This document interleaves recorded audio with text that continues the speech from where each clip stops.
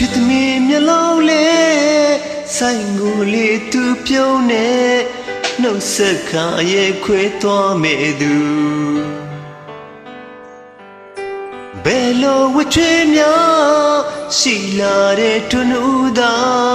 အခုမှ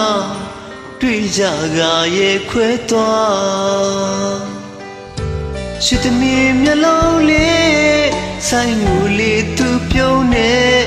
နှုတ်ဆက်ခါရဲ့ခွေသွားမေသူ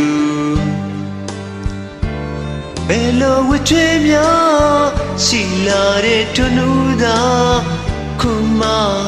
တွေ့ကြကရဲ့ခွေသွားစိတ်ထဲမှာလေးတကယ်ခံစားရဖို့ခွဲမခွဲသူတွေမို့လားစိတ်အောင်ငယ်နိုင်ရဲ့ဝေးရောက်သွားရင်မမေ့နဲ့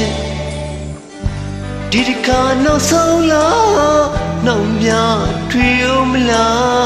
ရှမ်းစကားတွေနဲ့နှုတ်ဆက်ကြတယ်ဘယ်လိုဝချွေးများရှိလာတဲ့ထွန်းဦးသာအခုမှတွေ့ကြကရဲ့ခွဲသွား